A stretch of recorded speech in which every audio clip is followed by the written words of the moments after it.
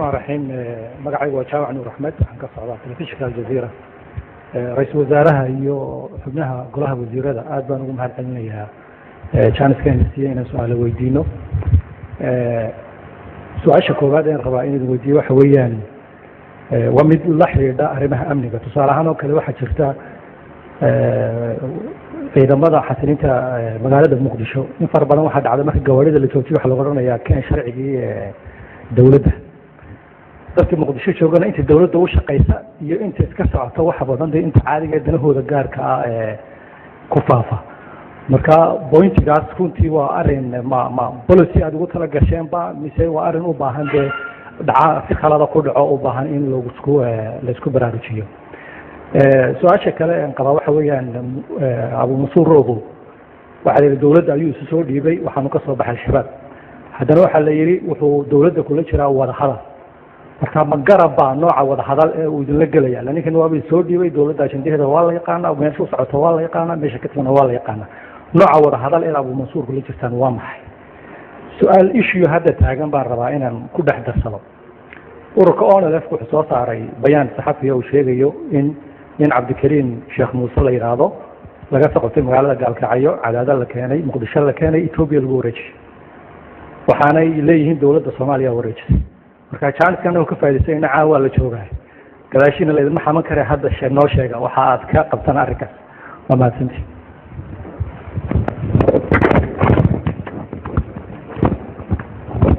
بسم الله الرحمن الرحيم waxaan jeclaan lahaa inaan ka jawaabo arrinka ah ciidamada xasilinta oo weydiiya taageerayaal dawlad arrinkaas waa anaga nafteena weydiinay siyaasad dawladeedna ma ahana waa wax iska yimid hadii la heerama saxayna insha Allah inay qalad tahay anaga baa noo muuqata laakiin sida ugu dhaqsiyaha badan ayaan u saxi doonaa hadii la yiraahdo arrinka la xiriira sarkaalka la sheegay inuu ONLF yahay ee dawladdu wareejisay sida la socotaan ba arrinkaas waa arrin oo xasaasi ah oo ay tahay waqtigeeda iyo goobteeda in looga jawaabo anigoo afwaaya dawladda waxaan jeclaan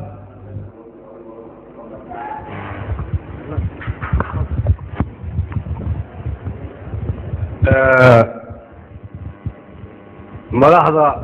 qaranka waxa la yiraahdaa hay'adaha sirdoonka u taliya marka hadduu naafduubay waxaan isagaa noogu xog ogaalsan dalka amnigiisa arrimihi amniga isagaa kaaga jawaabay arrinka wada hadalka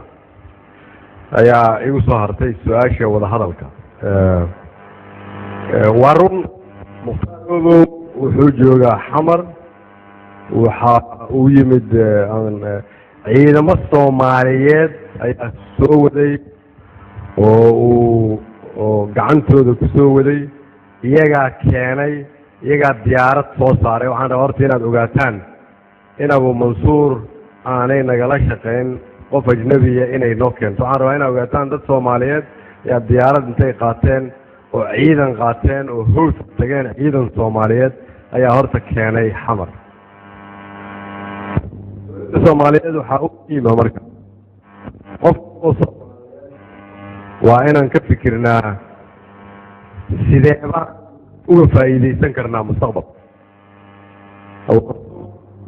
iyo dawladdu waxay ka wada hadlaynaa ama aan rabnaa inaan ogaano khibradda uu leeyahay waxa uu soo maray xaaladda ay ku sugan yihiin qoladii uu ka soo baxay ama meesha ay taagan yihiin arrimaha amniga sidee buu dawladda Soomaaliya gacan mustaqbalka u siin karaa dawladdu waliba waajib ku ah